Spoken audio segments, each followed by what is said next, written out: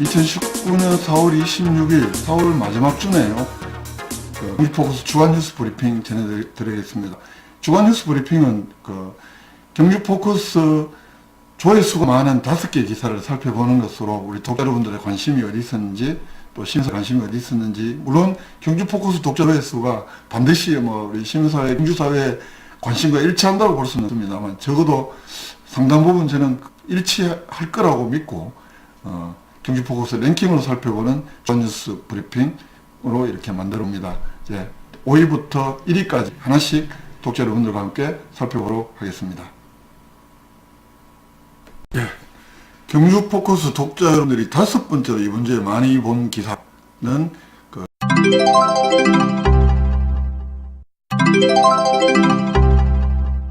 경주박물관이 금령총 제2차 발굴을 지난 22일에 시작했다. 이 기사입니다. 22일부터 작년에 이 금령총에 대해서는 국립경주박물관에서 작년 9월달부터 12월달까지 1차 발굴을 했었는데요. 이때는 일제강점기에 확인하지 못했던 호석도 있었고 그랬는데, 이번에는 그리고 봉토부 상당 부분이 남아있다, 이것도 확인했는데, 이번 2차 발굴 조사에서는 이 봉분 주변으로 발굴 범위를 확대를 해서 호석의 완전한 형태도 확인도 하고 그다음 내부 조사까지 마무리할 계획이라고 합니다. 이 금령총 재발굴 조사에 맞춰서 지금 국립경주박물관에서는 금령총 금관, 허리띠, 이걸 지금 4월 1일부터 6월 30일까지 특별 진열전도 하고 있는데요. 이걸 지금 발굴에 맞춰서 한번 보시는 게 좋을 것 같고, 또 발굴 현장에 접근하기 어려운 시민들을 위해서 전시실 내에는 CCTV로 이 발굴 현장의 모습도 이렇게 볼 수 있다고 합니다. 다음 4번째 뉴스 보겠습니다. 네 번째로 우리 독자 여러분들께서 많이 보신 기사는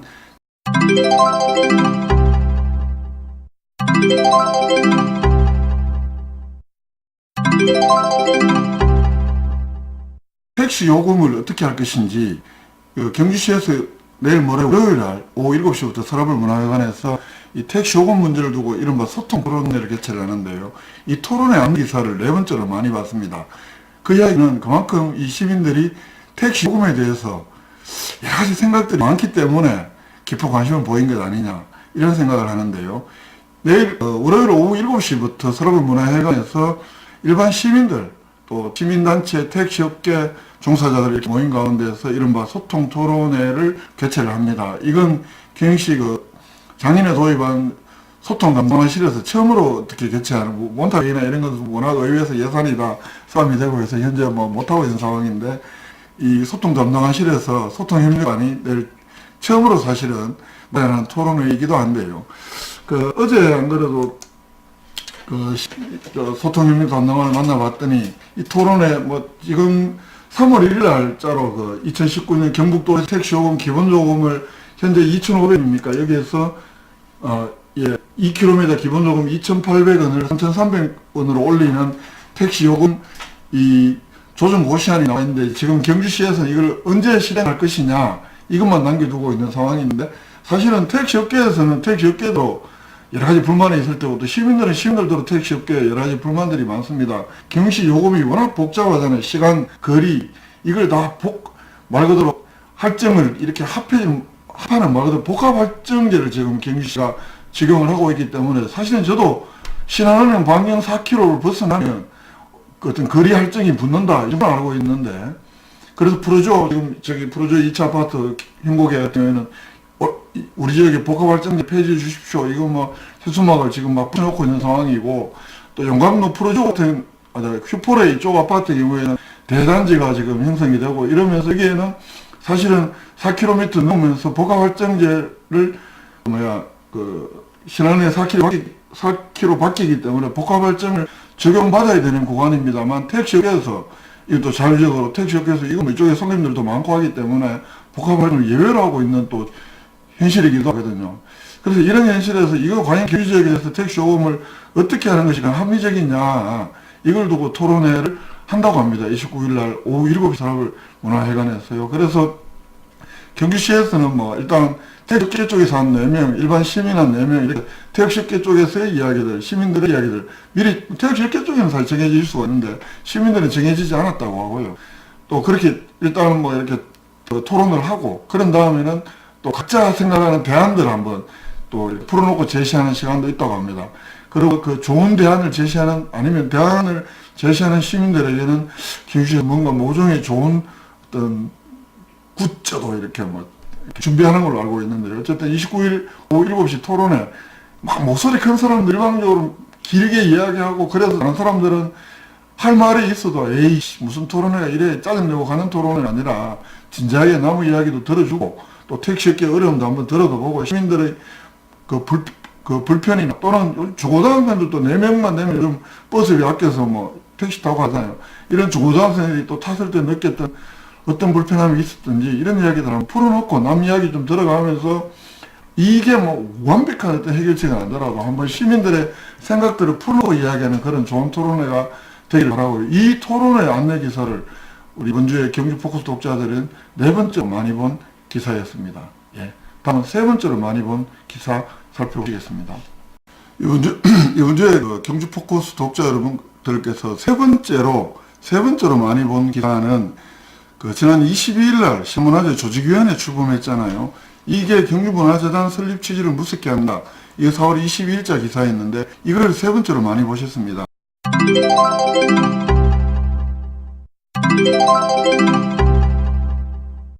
아시겠습니다만 원래 신라문화 10월 3일부터 9일까지, 작년에는 월정교에서 열렸습니다만 올해는 더 많은 시민들이 좀 더 쉽게 접근할 수 있고 관광객들이 쉽게 찾을 수 있는 황공원 실내체육관 이쪽 광장에서, 그 옆에 또 한중호수공원도 있고 일대에서 개최한다고 합니다. 매년 개최로 하면서 작년에는 그 여러 가지 예술단체 회원들이라든가 이런 분들을 중심으로 어떤 자문위원회만 만들었었는데, 올해는 실행기구로 말 그대로 조직위원회를 출범을 시켰습니다. 22일날 조직위원회를 출범을 시켰는데요. 이 조직위원회는 말 그대로 그 사단법인 한국예촌경주지회, 또 신라문화선양회, 이분들이 집행위원회 또는 자문위원회 역할을 맡도록 하고, 재단법인 경주문화재단은 행사 지원단을 맡도록 했습니다. 사무국은 위원장은 당연히 경주시 위원장이, 준하기 시장이 위원장을 맡았고, 그 사무국은 또 경주시 문화관광국장을 책임져 하고 1과 3팀 11명의 실무팀을 구성했다. 이게 2011년에 공식적으로 출범한 경주문화재단, 그 이전에 2009년에 설립된 재단법인 경주문화관광축제위원회라는 것이 있습니다. 이게 백성시장 때 만든 거죠. 이게 기존의 공원들로 어떤 축제나 행사를 하다 보니까 어떤 경직되고 새로운 아이디어가 없다, 너무 관료적이다, 이런 비판들이 있으면서, 그러면 민간 전문가들로 한번, 그때 당시에도 술과 떡 축제도 있었고 이런 여러 가지 행사들이 있었으니까, 신라문화재 술과 떡 잔치, 또 그전에는 사실은 안압지 야간 상술 공연이 있었습니다. 준하기 시장 들어오면서 봉황대 야간 상술 공연을 받겠습니다만, 이런 문화 행사들을 재단하는 조직으로 재단법인 경주문화관광재단을 넣는 거였거든요. 그게 이제 준하기 시장 2010년에 취임하고 2011년에는 다시 경주문화재단으로 이름을 바꿉니다. 그 초대 사무총장으로 KBS PD 하셨던 은기배 사무총장 이내로 이렇게 선임 제기도 했고요. 그렇게 만든 게 민간 조직인데, 그걸 다시 한 9년 만에 다시 경주시 주도로 이렇게 신라문화재 조직위원회를 만들어버리면, 물론 경주시에서는 이게 관주도 행사를 탈피하기 위해서 조직위원회를 출범했다 이렇게 설명을 하지만, 그 경주시가 출연도 하고 돈도 되고 해서 만든 축제 행사를 전담하기 위해서 설립한 재단법인 경주문화재단의 설립 취지를 무색해하고 있는 것 아니냐. 물론 경주문화재단은 예술의 전당도 운영도 하고 또 여러 가지 또 운영해야 될 것이, 그 이후에 한송과 함께하는 공연이라는 새로운 어떤 일들이 더 부연은 됐습니다만, 이 경주문화재단이 본래 맞는 취지에 비춰보면 경주시가 그 취지를 스스로 무색해한 거 아니냐, 이런 지적 충분히 가능하고요. 또 이렇게 했으면 사실상 경주문화재단의 역할 출소로도 볼 수 있는데, 그동안에 경주문화재단과 경주시 문화예술과의 어떤 주도권 논쟁도 사실은 작년 행사를 앞두고도 여러 가지 논란이 많이 있었던 거 사실은 부끄러운 일이긴 하지만 많이 있었잖아요. 다시 경주시가 주도권을 더 가져가는 공무원 주도가 되는 것 아닌가라는 점에서 보면, 여기에 대해서는 경주시에서도 그 담당국이나 담당과에서 한 번쯤은 언론이나 시민들을 상대로 설명이 있어야 되는 것 아니냐 싶은 생각이 듭니다. 행정이 연속성이 있는 건데, 뭔가 다른 조치를 취했다면 거기에 합당한 설명을 해야 되는 것이 당연하고요. 그리고 이런 문제들 경주시의회에서 이런 걸 짚어봐야 됩니다. 아니면 경주문화재단에 대한 점수를 줄여라 그러든지 뭐 하는 거냐. 물론 뭐 현재 제가 경주문화재단이 뭘 못하고 있다 이런 이야기 아닙니다. 경주시에서 이런 변화를 가져왔으면 그에 합당한 설명도 있고 시민들이 이해도 하고 시민들이 설명을 해야죠. 지방자치시대 그런 과정들이 좀 부족한 것 아니냐 싶어서 썼던 기사인데 여기에서 이 기사에 독자 여러분들이 세 번째로 많은 그 클릭수를 기록해 주셨습니다. 다음은 두 번째로 클릭수 많은 기사 살펴보시겠습니다. 예, 이번 주에 독자 여러분들께서 두 번째로 클릭수가 많은 기사는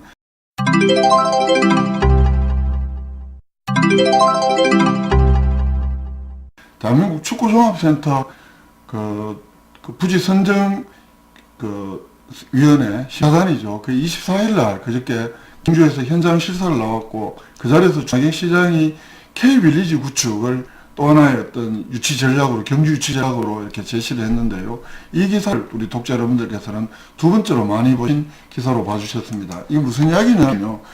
대한민국 축구종합센터 유치 전략의 하나로 이 축구종합센터 중심으로 이 보문관광단지의 풍부한 숙박시설, 휴양시설, 국제엑스포지구, 온천지구, 또 그 뉴미디어 콘텐츠지구, 축구인 마을을 통합하는 글로벌 K빌리지를 만들겠다. 이 전략을 전환희 시장이 대한민국 축구종합센터 경주 유치 전략의 핵심 전략으로 이번에 경주는 1시간 이내에 국가대표 경기를 치를 수 있는 대구 월드컵 경기장, 울산 문수 경기장, 또 1시간 내에 울산공항, 대구공항, 김해공항 이런 국제공항이 있는 여러 가지 교통 접근성의 장점에다가 또는 뭐 미세먼지 농도가 매우 낮다는 점, 신라천년의 고도라는 점, 뭐 여러 가지 또 피파에서 인정한 가장 오래된 축구의 형태인 축국이 시작된 곳이다라든지 뭐 교통 접근성 뭐 이런 등등의 여러 가지 장점 위에도 전시장이 야심찬 유치 전략의 하나로 글로벌 K빌리지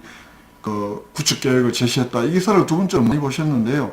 이게 앞으로 대한민국 축구종합센터가 단순히 어떤 국가대표 훈련장뿐만 아니라 축구종합센터를 중심으로 축구, 연계, 관광, 휴양, 테마, 또 스포츠 국제 행사를 통한 축구 산업의 어떤 활성화. 이래서 프랑스에 있는 제가 안 가봐서 모르겠습니다만 클레르 퐁텐 연구소나 일본의 J빌리지를 능가하는 이 글로벌 K빌리지를 구축했다. 여기에 대해서 신소연단들도 많은 관심을 표명했다고 하고요.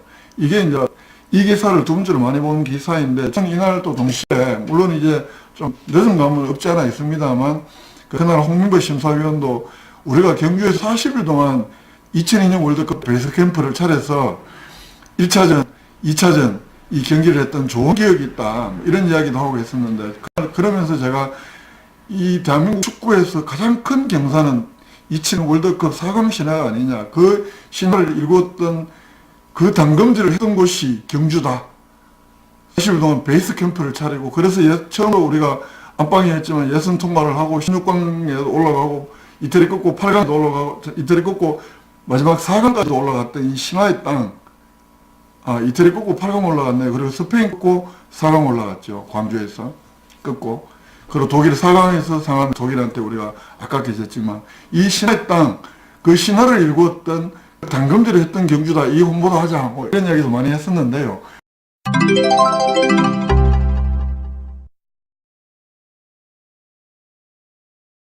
어쨌든 그 대한민국 축구종합센터 경주 유치에 대한 이 기사를 두 번째로 어떤 K빌리지 구축에 대해서 두 번째로 많이 보셨다는 것은 이 대한민국 축구종합센터 경주 유치에 대한 열망이 우리 경주 시민들이 그만큼 높은 것 아니냐. 그래서 저는 페이스북에 손흥민 선수가 훈련 도중에 축돌이 이강인 선수하고 이렇게 봄 호반 산책길을 걷는 어떤 꿈이라고 적었는데요. 그런 꿈이 하루빨리 대한민국 축구종합센터 우리 경주 유치가 돼서 실현이 됐으면 좋겠습니다. 2000년 월드컵 때 우리가 제일 많이 했던 게 꿈은 이루어진다잖아요. 별 딱 그리고 그 꿈이 우리 경주에 꼭 이루어졌으면 좋겠다. 이런 희망을 저뿐만 아니라 우리 많은 경주포크 독자 시민들도 함께 꾸는 꿈이거나, 꿈은 혼자서 꾸면 꿈으로 끝나지만 여럿이 꾸면 그건 현실이 되잖아요. 그 꿈을 한번 같이 현실이 되길 같이 간절히 바라봅니다. 다음 이번 주 경주 포커스 독자분들이 가장 많이 보신 기사 1위 한번 살펴보시도록 하겠습니다. 이번 주 우리 경주 포커스 독자 여러분들께서 이 경주 포커스 기사 중에서 가장 많이 보신 기사는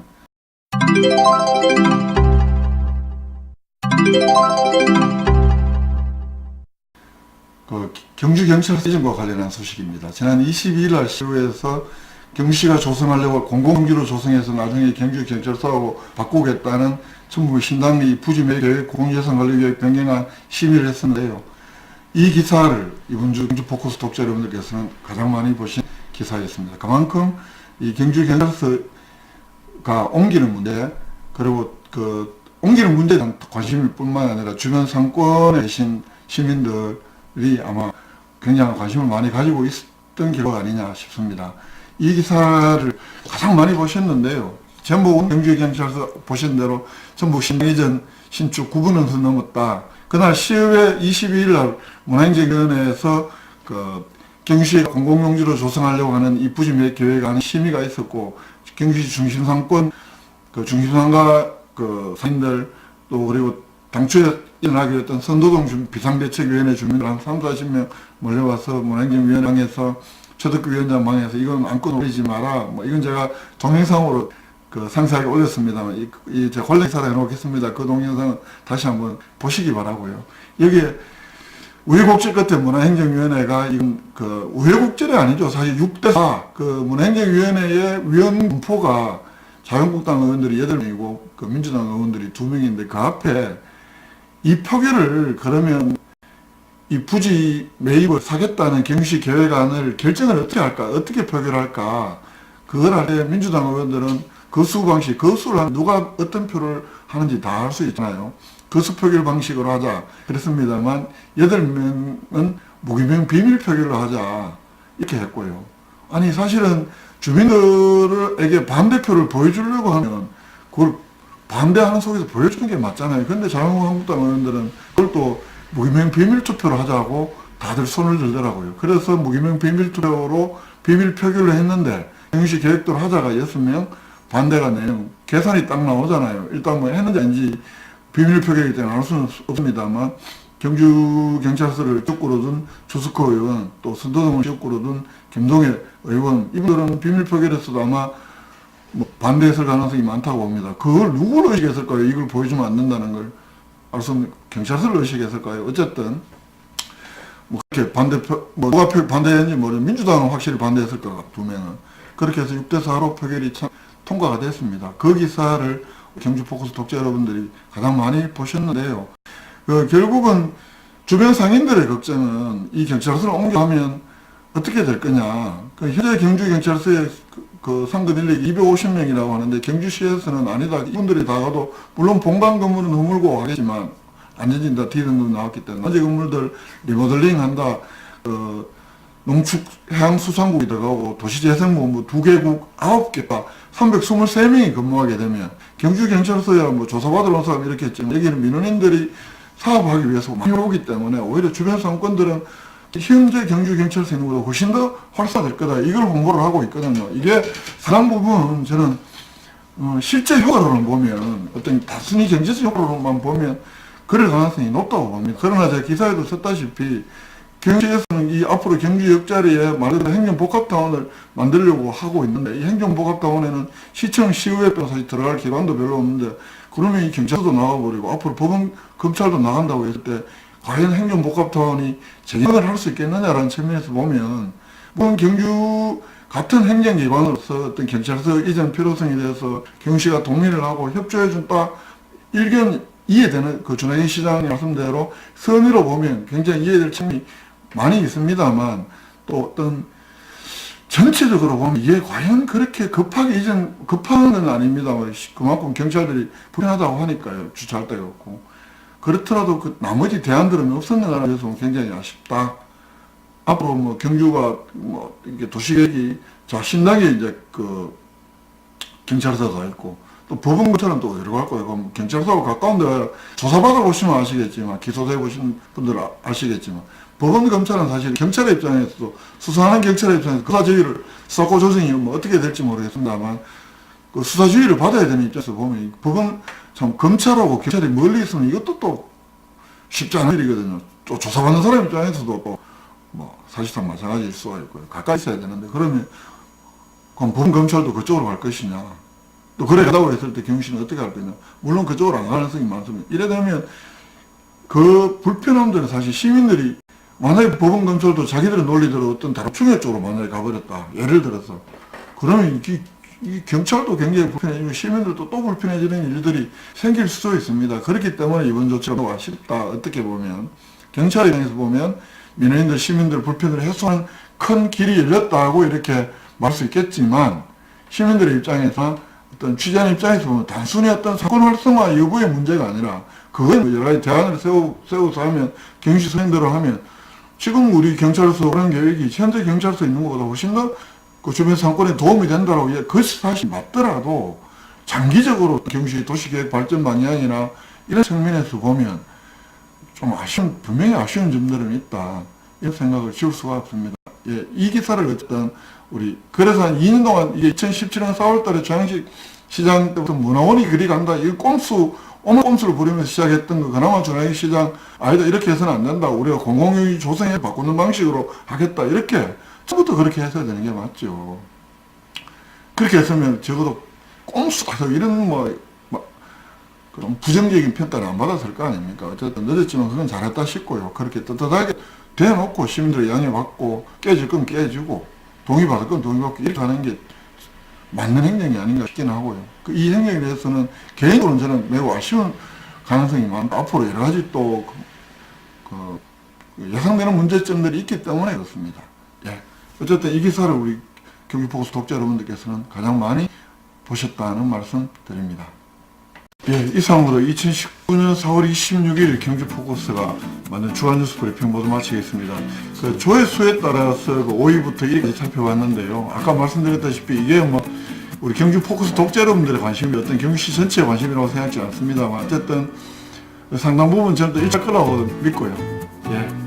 4월달에 벌써 오늘이 마지막 주였습니다. 마지막 주 주간 브리핑이었는데요. 이렇게 날을 흘러버리니까 전에도 말씀드렸다시피 정말 세월은 정말 빨리 가는 것 같습니다. 이게 이번 주말에 지나면 금세 또 5월이고요. 주말 잘 보내시고, 예, 저는 또 다음 주에 찾아뵙겠습니다.